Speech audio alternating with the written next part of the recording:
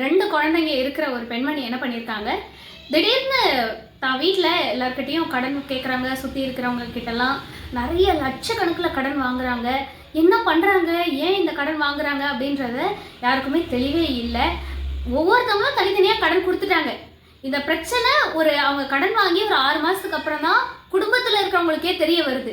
என்னதான் பண்ணாங்க அந்த காசுன்னு கேட்டால் அவங்கக்கிட்ட சரியான பதிலே இல்லை. அதுக்கப்புறமா தான் அவங்க சொல்கிறாங்க, இன்ஸ்டாகிராமில் இந்த மாதிரி பார்ட் டைம் ஜாப் பண்ணலாம், இல்லை வீடியோ கால் பண்ணாலே அந்த வேலைக்கு உங்களுக்கு சம்பளம் கொடுக்குறோம், வீடியோ கால் பண்ணுங்கள் ஆனால் உங்களோட ஃபேஸை நாங்கள் ரிவீல் பண்ண மாட்டோம் அப்படின்னு சொல்லி தான் இந்த மாதிரி ஒரு ஜாப்னு சொல்லி இது ஒரு வலை விரிச்சிருக்காங்க.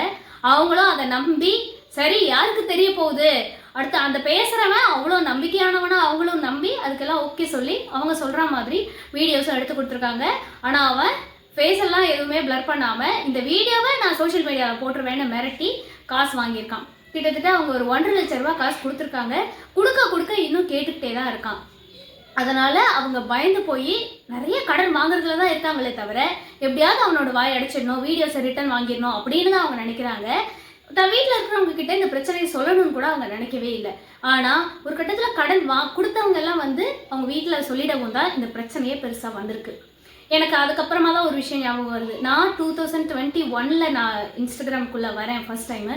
அப்போ எனக்கும் இந்த மாதிரியான ஒரு மெசேஜ் வந்தது. நான் அதை மறந்தே போயிட்டேன். அப்போ நான் பிளாக் பண்ணிட்டேன்.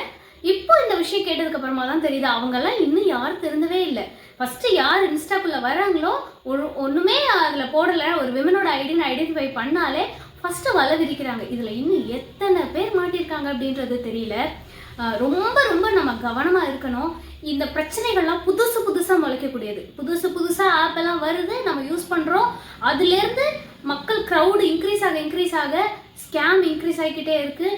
ஒரு இடத்துல ஒரு க்ரௌடு இருக்குன்னா அதில் எப்படி சம்பாதிக்கணும்னு நினைக்கிறவங்க பாதி பேர், அங்கே இருக்கிற மக்கள்கிட்ட எப்படி முட்டாள்தனமாக முட்டாளாக்கி ஏமாற்றணும் அப்படின்னு நினைக்கிறவங்க பாதி பேர். இந்த மாதிரி ஆப்லலாம் ரொம்ப கவனமாக இருங்க. 3வது மனுஷன் எவனே தெரியல, மூஞ்சு கூட தெரியல, ஏஐ யூஸ் பண்ணுறான், ஒரு விமன் மாதிரியெல்லாம் பேசுகிறாங்க நிறைய பேர் ஆப்போசிட்டில். ஆனால் அதை அவங்களெல்லாம் நம்புகிற நீங்கள் உங்கள் குடும்பத்தில் இருக்கிறவங்களை நம்பவே இல்லை. பார்த்தீங்களா, எனக்கு ஒரு விஷயம் புரியல. அடுத்தவங்களுக்கெல்லாம் உங்கள் மேலே அவ்வளோ என்ன அக்கறை, அதெல்லாம் யோசிக்கிறதே கிடையாது. குடும்பத்தினர் தாண்டி இன்னொருத்தவங்க உங்களை ப்ரொடெக்ட் பண்ணிடுவாங்களா, உங்களுக்கு ஈஸியாக சம்பாதிக்கிறதுக்கு வழி கொடுத்துருவாங்களா என்ன? இந்த உலகத்தில் சம்பாதிக்கிறது ஒன்றும் ரொம்ப ஈஸி கிடையாது. அதே மாதிரி சோஷியல் மீடியாவில் சம்பாதிக்கிறதுன்றதும் அவ்வளோ ஈஸி கிடையாது. சோஷியல் மீடியாவில் சம்பாதிக்கவே முடியாது. இந்த மாதிரி part time job, video call, நோகாமல் நோன்பு கும்பிடுறதுன்னு ஒன்று கிடையவே கிடையாது.